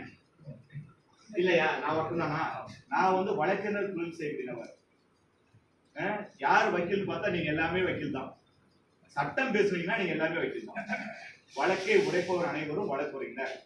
சட்டத்தை தெரிஞ்சிருக்கவங்க எல்லாமே சட்ட அறிஞர். சட்டத்தை யார் படிக்கலான்னு பார்த்தா சட்டம் படிக்கிறோம்னா குற்றம் சொல்லி சட்டம் சொல்லுது. கொலை பண்ணா சரியா தப்புங்களா? கொலை பண்ணா சரிங்களா? தப்பு. கொள்ளையடிச்சா சரிங்களா? தப்பு. திருடனா சரிங்களா? தப்பு. அப்படியா? இதெல்லாம் இந்த சட்டம் யார் சொல்லி கொடுத்தாங்க? இப்படி சட்டம் தெரியலன்னு சொன்னீங்கன்னா குற்றம். எனக்கு கொலை பண்ணா தப்புன்னு தெரியாது, அதனால கொலை பண்ணிட்டேங்க அப்படின்னு சொன்னா ஏத்துவாங்களா? கோர்ட் ஏத்துக்காது, யாருமே ஏத்துக்க மாட்டாங்க, நீங்களே ஏத்துக்க மாட்டீங்க. அதனால உங்களுக்கு எல்லாமே சட்டம் தெரியும்னு அரசாங்கம் நினைக்குது, நீதித்துறை நினைக்குது. நம்ம ஊர் சட்டம் என்ன நினைக்குதுன்னா அரசாங்கம் பார்லிமெண்ட்ல நிறைவேற்றினோட உங்களுக்கு எல்லாமே சட்டம் தெரியும் அரசாங்கம் நினைக்குது. அந்த சட்டம் தெரிஞ்சு நீங்க சட்டத்தை பயன்படுத்த தயங்குறீங்க. பெருசாக பயன்படுத்த தேவையில்லை, உங்களுடைய தேவைகளுக்கு பயன்படுத்துங்க, உங்களுடைய பக்கத்து வீட்டுக்காரங்க தேவைக்கு பயன்படுத்துங்க, உங்களுடைய ஊருடைய நல்லதுக்கு பயன்படுத்துங்க. நல்ல விஷயத்துக்கு மட்டும் சட்டத்தை பயன்படுத்துங்க. சொந்த விஷயத்தான் பயன்படுத்துறதை விட நம்ம பக்கத்துல எல்லாம் பயன்படுத்த ஆரம்பிச்சோம்னா நீங்க எல்லாம் உங்க ஊருக்கு எம்பி ஆயிருவீங்க, நீங்க எல்லாம் உங்க ஊருக்கு எம்எல்ஏ ஆயிருவீங்க, உங்க பக்கத்துல நீங்க வக்கீல் ஆயிருவீங்க. நல்லது நடக்கும், நல்லது மட்டுமே நடக்கும். யாரும் தப்பு செய்யாம நீங்க பாத்துக்குவீங்க. தவறுகள் நடந்து குறைஞ்சு போச்சுன்னா நம்ம ஊர் உருட்டுறோம். காந்தி நினைச்ச மாதிரி, தந்தை பெரியார் நினைச்ச மாதிரி, நமக்கு சுதந்திரம் வாங்கி கொடுத்த நல்ல தலைவர்லாம் நினைச்ச மாதிரி நமக்கு உண்மையான சுதந்திரம் கிடைக்கும். உண்மையான சுதந்திரம் எப்ப கிடைக்கும் பாத்தீங்கன்னா, அடித்தட்டு மக்களாகி நீங்கள் சட்டத்தை கையில் எடுக்கணும். அதுக்கு முன்னாடி இருக்கக்கூடிய பிரச்சனை என்ன பாத்தீங்கன்னா, பயம், தயக்கம். அதிகாரிகள் நம்ம ஏதாவது பண்ணிடுவாங்களா, போலீஸ் நம்ம ஏதாவது பண்ணிடுமா? ஏன்னா நமக்கு பாத்தீங்கன்னா போலீஸ் என்னோட பயம். எத்தால ரோட்ல போலீஸ் சும்மா நின்றா கூட, போலீஸ் நிக்குது, ஹெல்மெட் போடாம இருக்கும், 500 ரூபாய் பிடிங்கிடுவாங்களோ அப்படின்னு வேற தெருவுக்கு போயிடும். யூட்டான் போட்டான் அப்படியே நிறுத்திட்டு வேகமா பின்னாடி லாரி வர கூட தேவை லாரி தூக்கிட்டு போறாங்க. இந்த பயத்திலிருந்து வெளியே வாங்க. அவரும் நம்முடைய சகோதரர்கள், காவல்துறையை சார்ந்தவர்கள் நம்முடைய சகோதரர்கள். காவல்துறையில யாருக்கா 2 தலை இருக்குங்களா? போலீஸ்காரங்க யாரா 2 தலை இருக்கா? போலீஸ் அதிகாரி யாரா 4 கை இருக்கா? இன்ஸ்பெக்டர் எஸ்பிக்கெல்லாம் வந்து 4 கால் 5 கால், யாருக்கா 10 கிட்னி 4 ஹார்ட் ஏதாவது யாருக்கா இருக்கா? இல்லை. அவர்களும் உங்களை மாதிரி. நீங்க எல்லாம் யூனிஃபார்ம் போடாத போலீஸ். இங்க உட்கார்ந்து நீங்க எல்லாருமே யூனிஃபார்ம் போடாத போலீஸ்காரர்கள். அவங்க சம்பளம் வரை யூனிஃபார்ம் போட்ட போலீஸ்காரங்க. நீங்க எல்லாம் யூனிஃபார்ம் போடாம சட்டத்தை காப்பாத்துறீங்க. நீங்க யாராவது தப்பு இருக்கீங்களா? திருடி இருக்கீங்களா? நீங்க யாரும் கொலைச்சிருக்கீங்களா? நீங்க யாரும் கொலை பண்ணிருக்கீங்களா? நீங்க எந்த தப்புமே பண்ணாம சட்டம் ஒழுங்கா நீங்க காப்பாத்துறீங்க. உங்க கண்ணுக்கு முன்னாடி ஒரு திருடம் போனா நீங்க பிடிச்சு தரீங்க. யாரையா இந்த மாதிரி சைனீஸ் ஓடனா நீங்க என்ன பண்ணுவீங்க? எல்லாம் சேர்ந்து குரூப் பாடு பிடிச்சு கொடுத்துருவீங்கல்ல? அது கிராமத்துல நடுராத்துல துடிப்பு என்ன பண்ணுவீங்க? ஊரே சேர்ந்து கட்டி போட்டு வச்சு போலீஸ் கொடுத்துறீங்கல்ல? இதை சட்டம் உங்களுக்கு இந்த அதிகாரத்தை கொடுத்திருக்கு. எவனா தப்புனானா அவனை கைது பண்ணக்கூடிய அதிகாரத்தை சட்டம் உங்கள் எல்லாத்துக்கும் கொடுத்திருக்கு. உங்க கண்ணுக்கு முன்னாடி ஒருத்தன் தப்பு பண்ணிட்டு போறான், பெருசா தப்பு அப்படின்னு நினைச்சீங்கன்னா அவன் அங்கேயே பிடிச்சி கைது பண்ணிடலாம். கைது பண்ணிட்டு போலீஸ் கையில ஒப்படைக்கலாம். நீங்கள் கைது செய்த நபரை காவல்துறை கொண்டு கோர்ட்ல ஒப்படைக்கும். சட்டப்படி தண்டனை வாங்கி கொடுக்கும். உங்களை யாராச்சும் வெட்ட வந்தா நீங்க என்ன பண்ணலாம்? உங்களை யாராவது வெட்ட வராரு, வெட்டுன்னு தலையை காட்டிடலாமா? காட்டிடலாமா? நம்ம அண்ணன் துப்பாக்கி எடுத்து உங்களை சுட வராரு, சுடுங்க சத்தா செஞ்சு போன நெஞ்சு காட்டிடுவீங்களா? அப்ப என்ன பண்ணுவீங்க? தடுப்பீங்க. தடுப்பீங்களா? இந்த உரிமை இந்தியாவுடைய எல்லா குடிமகனுக்கும் எல்லா மனிதனுக்கும் இருக்கு. குடிமகனுக்கு மட்டும் கிடையாது, எல்லா மனுஷனுக்கும் இருக்கு. ஒரு நபர் என்ன ஆயுதத்துடன் தாக்குறாங்களோ அதை தடுத்து நம்மளை தற்காத்துக்கிறதுக்கு நமக்கு உரிமை இருக்கு.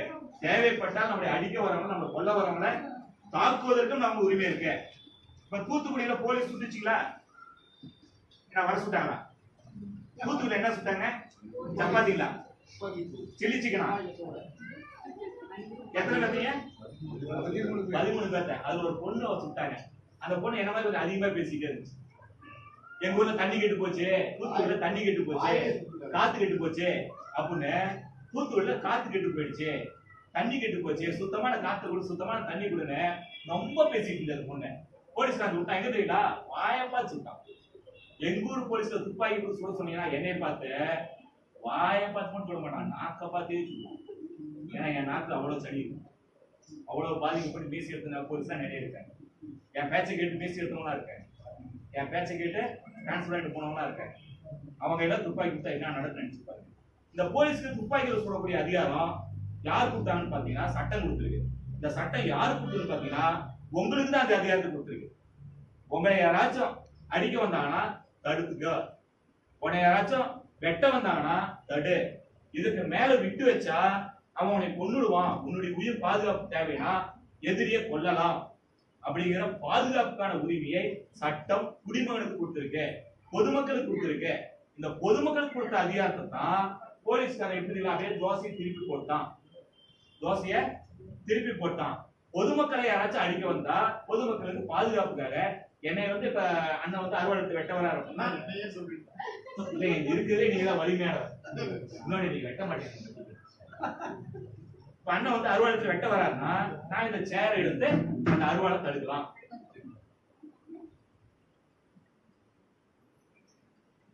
ராஜஸ்தான் அடிக்க தண்ணி கட்டுறாரு. ஒருவேளை ஒரு துப்பாக்கி சுட வராதுச்சுங்களேன், துப்பாக்கி சுட்டா நான் என்ன ஆகுவேன்? செத்துருவேன். என் கையில கத்தி கிடைச்சதுன்னா அல்லது ஏதாச்சும் என் கையில என்ன கிடைக்குதோ எடுத்து அவரை தாக்கி அவருடைய உயிருக்கு ஆபத்து ஏற்படக்கூடிய அளவுக்கு தாக்கி என்னை நான் காப்பாத்திக்கலாம் அப்படின்னு சட்டம் பொதுமக்களுக்கு அதிகாரம் கொடுத்துருக்கு. இதை போலீஸ்காரங்க எப்படி பயன்படுத்துறாங்க? பொதுமக்களை ராஜேஷ் வந்து ஆளுநர் கூட்டிட்டு வந்து மீட்டிங் போட்டு இங்க ஒரு சட்டவிரோதமான கூட்டத்தை போட்டு ஆபத்தை விளைவிக்கிறார் பொதுமக்களுடைய பாதுகாப்புக்கு, பொதுமக்களுடைய சொத்துக்கு ஆபத்து விளைவிக்கிறாரு, பங்கை விளைவிக்கிறாரு. அப்படியே இந்த கும்பலை ஊர்வலமா கூட்டிட்டு போய் சூலூர் தாலுகா ஆஃபீஸ் முன்னாடி மறியல் பண்ணி தாலுகா ஆஃபீஸ்ல எரிக்கிறதா ராஜேஷ் பேசிக்கிட்டாரு. இதனால பொதுமக்களுடைய உயிருக்கு உடம்புக்கு ஆபத்து ஏற்படுறோம். அதனால ராஜேஷ பார்த்து இந்த கும்பலை பார்த்து நாங்க தடியடி நடத்துறோம். என்ன பண்றோம்? தடியடி நடத்துறோம், கண்ணீர் புகை வீசுறோம். அதுக்கெல்லாம் இவங்க கேட்காதனால வேற வழி இல்ல. விட்டா பொதுமக்கள் எல்லாம் பாதிக்கப்பட்டுருவாங்க, பொதுமக்கள் எல்லாம் செத்து போயிருவாங்க, பொதுமக்களின் சொத்துக்கள் அழிஞ்சு போயிடும். அதனால சுட்டோம். தூத்துக்குடியில எங்க பாஸ் சுட்டோம், எங்க பாஸ் சுட்டாங்க. பொதுமக்களுக்கு பாதுகாப்பு சட்டம் என்ன அதிகாரத்தை கொடுத்திருந்ததோ அந்த பாதுகாப்பை பயன்படுத்திட்டு போலீஸ்காரங்க பொதுமக்களை சுட்டுட்டாங்க. போலீஸ்காரங்க சொல்றதுக்கு சட்டத்துல எங்கேயுமே அதிகாரம் இல்ல, இடம் இல்ல. பொதுமக்கள் கொடுத்த அதிகாரத்தை தான் பிரைவேட் டிஃபென்ஸ் சொல்லி சட்டம் பொதுமக்களுக்கு என்ன அதிகாரத்தை கொடுத்திருக்கோ அந்த அதிகாரத்தை போலீஸ்காரன் எடுத்துக்கிட்டான். நமக்கான அதிகாரத்தை நாம எடுத்துக்க மாட்டேங்கிறோம். நமக்கான அதிகாரம் என்ன? நமக்கு சட்டம் என்னென்ன உரிமை கொடுத்திருக்கோ அந்த உரிமையை நாம அனுபவிக்கணும். அரசாங்கம் என்னென்ன உரிமை கொடுத்திருக்கோ அதை நாம அனுபவிக்கணும். எப்படி அனுபவிக்கணும்? பக்கத்துல யாருக்கும் தொல்லை இல்லாம. நான் எவ்வளவு தூரம்னா கை நீட்டலாம், ஆனா இந்த அம்மா பார்த்து நீட்டக்கூடாது. என்னுடைய மூக்க நான் தொட்டுக்கலாம், அண்ணன் மூக்க தொட்டக்கூடாது. என்னுடைய வாய் நான் என்ன வேணாலும் பேசலாம் கிடையாது. சட்டத்திற்கு கட்டுப்பட்டு மட்டுமே நான் பேச வேண்டும். சட்டத்தை மீறி பேசக்கூடாது. இப்ப நான் 3/4 மணி நேரம் பேசிட்டீங்களா, ஒரே ஒரு வார்த்தை கூட சட்ட விரோதமாக இல்லை. இப்ப நான் பேசுறது வீடியோ தரேன், எந்த போலீஸ் வேணாலும் படிச்சு பார்க்கலாம், எத்தனை முறை வேணாலும் போட்டு பார்க்கலாம். என்னுடைய வார்த்தையில் ஒரே ஒரு வார்த்தை கூட சட்டவிரோதமான வார்த்தை இல்லை. சட்டத்தில் குற்றம் என்று சொல்லக்கூடிய வார்த்தை ஒரு வார்த்தை கூட இல்லை. அந்த மாதிரி பேசக்கூடிய உரிமை எனக்கு இருக்கு. உங்களுக்காக பேசக்கூடிய உரிமை எனக்கு இருக்கு. எனக்காக பேசக்கூடிய உரிமை எனக்கு இருக்கு. என்னுடைய மண்ணுக்காக என்னுடைய ஊருக்காக பேசக்கூடிய உரிமை எனக்கு இருக்கு. எனக்கு மட்டுமல்ல உங்க எல்லாருக்கும் இருக்கு. நாம பயன்படுத்தணும்னு பார்த்தா பயன்படுத்துவது இல்லை. பயன்படுத்துக்கான முதல் தயக்கம் என்னன்னு பாத்தீங்கன்னா, அதிகாரி ஏதாவது செஞ்சு போனா அவன் உடனே பார்த்து பயந்துட்டு இருக்கான். இந்த அம்மா மனித உரிமை கமிஷனுக்கு போச்சுன்னா நம்ம வேலை போயிடும். இந்த அம்மா பெண்கள் ஆணையத்துல பென்ஷன் கொடுத்துச்சுன்னா மெட்ராஸ்ல பெண்கள் ஆணையத்துல கூப்பிட்டு நம்மளுடைய கையை கட்டி நிக்க வச்சிருவோம்.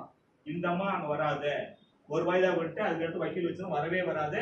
ஆனா நாம போய் ஒவ்வொரு வாய்தாவும் கையை கட்டி நிக்கணும். அங்க இருக்கிற 4 பேர் உட்காந்துட்டு நம்மளையே கேள்வி மேல கேள்வியா கேட்டு கொண்டு எடுத்துருவான், தொலைச்சே விடுவான். இப்படி அதிகாரிகள் பயப்படுறாங்க. ஆனா நாம என்ன நினைக்கிறோம்? அதிகாரி நம்மள ஏதாவது பண்ணிடுவாரா, போலீஸ் ஏதாவது நம்மளை பண்ணிடுமா? இந்த பயத்திலிருந்து வெளியே வாங்க. நாம நியாயமானவர்கள், நேர்மையானவர்கள், சட்டத்திற்கு கட்டுப்பட்டவர்கள் அப்படிங்கல நம்மளை அவங்களால எதுவுமே பண்ண முடியாது. கிராமத்துல சொல்ற மாதிரி நம்மளை ஒரு ஆணியை கூட அதிகாரிகளால புடுங்க முடியாது. நாம நிறைய ஆணி அடிக்கலாம். நம்ம கிட்ட நிறைய ஆணி சட்டம் கொடுத்துருக்கு. அந்த ஆணியை அடிக்கக்கூடிய அதிகாரத்தை உங்களுடைய மனதில் நீங்க தைரியத்தை உருவாக்கிக்கணும். அவ்வளவுதான். நிறைய உதவித்தொகைகள் சொன்னாரு, நான் உட்காந்து கேட்டேன். எனக்கு அதெல்லாம் புதுசா தெரியுது. மாற்றுத்திறனாளிகளான உதவித்தொகைகள் எனக்கு நிறைய செய்தி, புதிய புதிய செய்தியா இருந்தது. இந்த செய்திகள்லாம் நீங்க அதிகமாக சொல்லணும், நிறைய பேருக்கு சொல்லணும். நாங்களும் போட வைக்கணும்.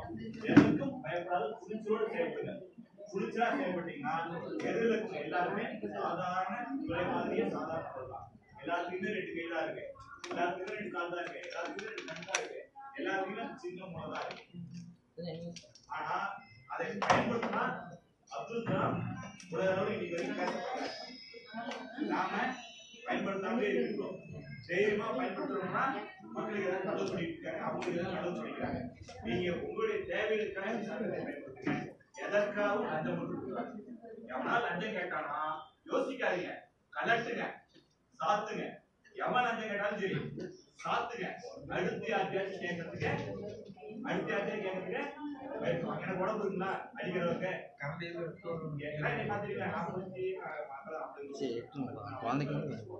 அடி வாங்கிறதுக்கு எனக்கு உடம்பு இருக்கா, அடிக்கிறது எனக்கு உடம்பு இருக்கா? ஒரு லாரி டிரைவர், லாரி ஓனரா இருந்தாரு, தொலைதாங்க கடன் சொல்றாங்க. ஒரு லாரி இருக்கு, லாரி தொழில் ரொம்ப மோசம் பண்றோம். லாரி இருக்கு, கூலி டிரைவரா லாரி இருக்கு. முதல் ட்ரிப் எடுத்துட்டு கடலூர்ல இருந்து சவுத் ரோடு ஏற்றிட்டு கேப்டன் போயிட்டு இருக்காரு. ராசிபுரம் ஏரிகள்ல டிராபிக் சொல்லிட்டு அந்த லாரியை முடிச்சிட்டாரு. லாரி டிரைவர் இறங்கி எல்லாரும் கரெக்டா இருக்கு காட்டுறாரு. ஓவர் லோடு சவுத் ஏரியா வந்து அதிகமா லோடு எடுத்தா தப்பு தான்.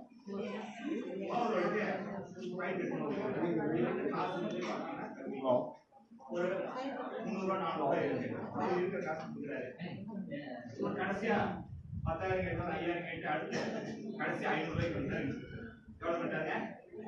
டிரைவர் 500 ரூபாய் லஞ்சம் கேட்கிறாரு. டிரைவர் அந்த காசு இல்லை, எல்லாம் பாக்குறான். 400 ரூபாய் கொண்டு போய் அதுக்கு அடுத்து 500 ரூபாய் கொடுத்து டீ சாப்பிட்டு 450 ரூபாய் கிடைச்சிடும். அவர் கேட்டது 500, டிரைவர் வந்து 450. வெறும் 50 ரூபாய் லஞ்ச பிரச்சனை 10ல. இன்ஸ்பெக்டர் லஞ்சம் தான் வெறும் 50 ரூபாய், லாரி டிரைவர் 10ல. இந்த லாரி டிரைவரோட மருமக யாருன்னு பாத்தீங்கன்னா எஸ்ஐ போலீஸ், காவல்துறை உதவி ஆய்வாளர். காவல்துறையில் உதவி ஆய்வாளருடைய மாமனார் அந்த டிரைவர்.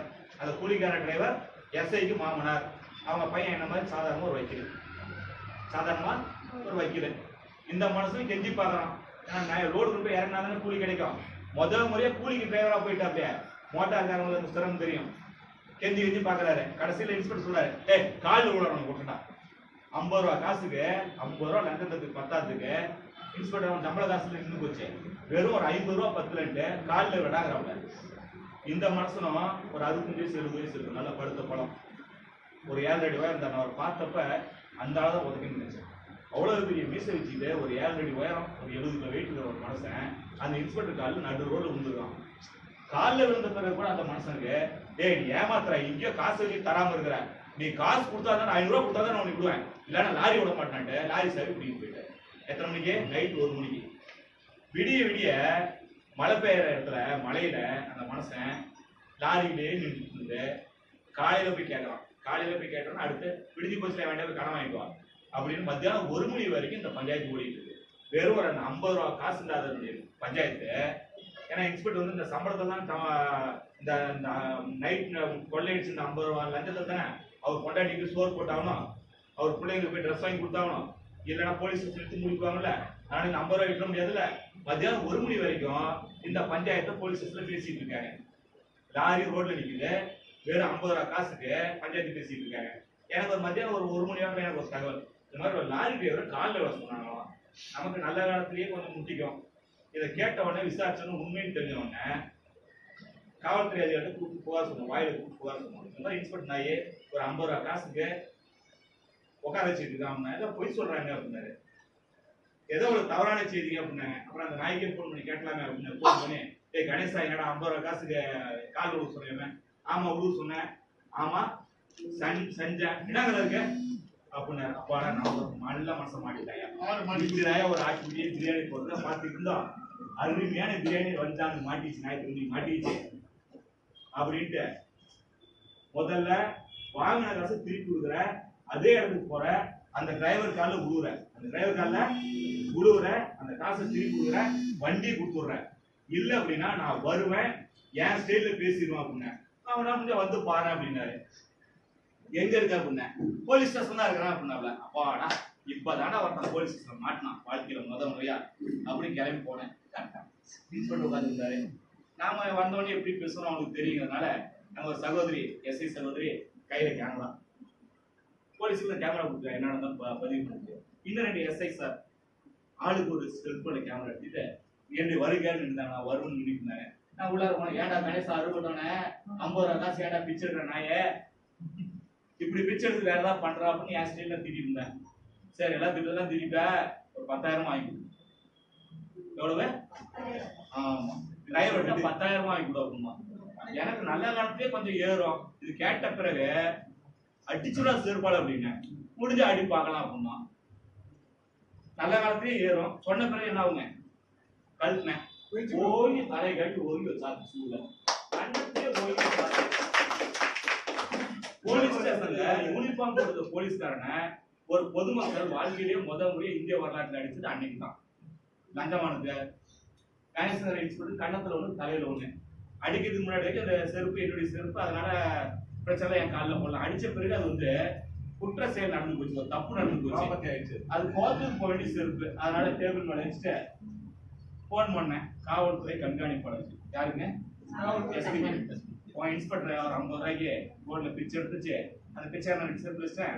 என்னை கொஞ்சம் அரெஸ்ட் பண்ணுங்க, என்னை கொஞ்சம் என்ன செருப்பு தப்பு இல்லை. எனக்கு என்ன வருத்தம்னா ஸ்டேஷன்ல 2 எடிட்ஸ் தப்பு, திருச்சி மேய்ஞ்சிடணும், போர்ட்ல வந்து திருச்சி மேய்ஞ்சிடணும். இது 2 செய்யல. ஏன்னா எனக்கு உடம்பு தான் போயிடுச்சு, உடம்பு சரியா வளர்த்து அதை வந்து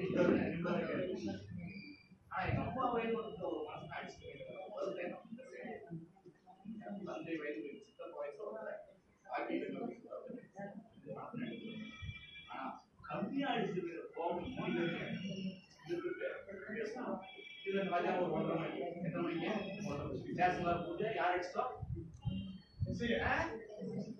மேல போலீஸ் போட்டாக்கா செருப்பு இருக்கா நான் இருக்கா நான் என்ன கேட்டேன்னா என்னைய கைது பண்ணலாம் ஜெயிலுக்கு போய் தப்பு பண்ணிட்டேன் தப்பு தண்ணி அனுப்பிக்கணும்ல முப்பத்துலாம் தண்ணி குடிச்சாலும்ல என்னை ஜெயிலுக்கு அனுப்புங்க அதுக்கு முன்னாடி அந்த நாயை ஜெயிலுக்கு ஏன் கூட அவனையும் ஜெயிலுக்கு அனுப்பி நைட்டு 10 மணி வரைக்கும் பள்ளியாக பேசிட்டாங்க சரி நடந்து போய் போங்க நடந்து போய் போங்க அதே போய் போக முடியும் தப்பு பண்ணி நான் போனா நான் ஏதோ தப்புட்டு போயிட்டு ஓடி போயிட்டு தலைமையில சொல்லிடுவாங்க எங்க அப்பா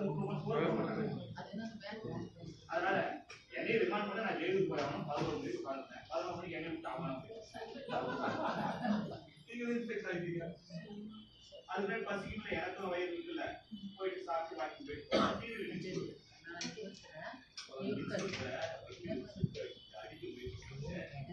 அடிக்க போலீஸ் ஸ்டேஷன் ரெக்கார்ட்ல கிழிச்சு போட்டேன் அரசு மொழியில் கடமையை செய்யறத தடுத்துட்டேன் என்ன செய்யறத கடமையை செய்யறத தடுத்துட்டேன் அப்படின்னு அப்புறம் அப்புறம் பார்த்தா எனக்கு போன் வச்சு அப்புறம் நடந்துச்சு இந்த கேஸ் கோர்ட்டுக்கு போச்சு நான் எடுத்து அப்படிக்கிறேன் ரிசல்ட் அடிச்சிட்டாரு சொல்றதெல்லாம் உண்மையை சொல்லிட்டாரு சத்தியமா சொல்றேன் உண்மையை சொல்றேன் சத்தியம் சாட்சி சொல்றாரு கோர்ட்லேயே சாட்சி சொல்றாரு நான் என்ன பண்ணேன் நான் எது அடிச்சேன் யார் அடிச்சேன் எத்தனை அடிச்சேன் 4 கேமரா ரெக்கார்டிங் முடியுது சொல்லணுமா இல்லையா உண்மைய அந்த பக்கி போய் பேசிடுச்சு என்ன பேசிடுச்சு அவன் பேசுனது போயின்னு எல்லாத்தையுமே தெரியுமே நான் தான் ஓப்பனா சொல்லிக்கிறேன்ல நான் இங்க கூட சொல்லிக்கிறேன் எல்லாத்தையும் சொல்லிக்கிறேன் அடிச்சுதான் சொல்ல முடியும் தப்புன்னு தான் சொன்ன நான் நியாயமா படுத்தல நான் நியாயப்படுத்தவே இல்லையே நான் அடிக்கலன்னு சொல்ல நான் நியாயப்படுத்தல நீதிபதி தீர்ப்பு சொன்னாரு பொய் கேஸ்ன்னு சொல்லிட்டாரு பொய் கேஸ்ன்னு சொல்லிட்டாரு அந்த பக்கி இன்னும் சம்பளத்துல 200 ரூபாய் கம்மியா வாங்கி சம்பளத்துல வெறும் 50 ரூபாய் காசுக்கு மாசான சம்பளத்துல 200 ரூபாய் கம்மியா வாங்கிடு மாசம் 50 ரூபாய் 200 ரூபாய் சம்பளம் கம்மியா வாங்கிடு என்ன கம்மியா வாங்கிட்டு இருக்கு எனக்கு என்னாச்சு எனக்கு என்ன ஒரு கண்ணு நோட்டிவிட்டாங்களா ஒரு காது எடுத்துட்டாங்களா இல்ல ஏதாவது ஆணி பிடிக்கிட்டாங்களா நடந்ததா இப்ப எங்க ஊருக்கு எந்த போலீஸ் வந்தாலும் சரி எங்க ஊருக்கு எந்த அதிகாரி வந்தாலும் சரி எவனா செருப்பு பண்ணிட்டு வந்துருவானா எதிர்த்தாவட்டு பயந்துகிட்டு அடக்கு கொடுக்குமா இன்னைக்கு எங்க ஊர் போலீஸ்ல வந்து நீங்க வந்து டிராபிக் போலீஸ்ல அண்ணன் தர தேவையில்லை அவங்களுக்கு யாராவது சந்தேகம்னா ராசிபுரத்துல வந்து நாமக்கல் மாவட்டம் வந்து டிராபிக் போலீஸ்ல அண்ணன் கொடுப்பாங்க நேரடியாக வாங்க மாட்டாங்க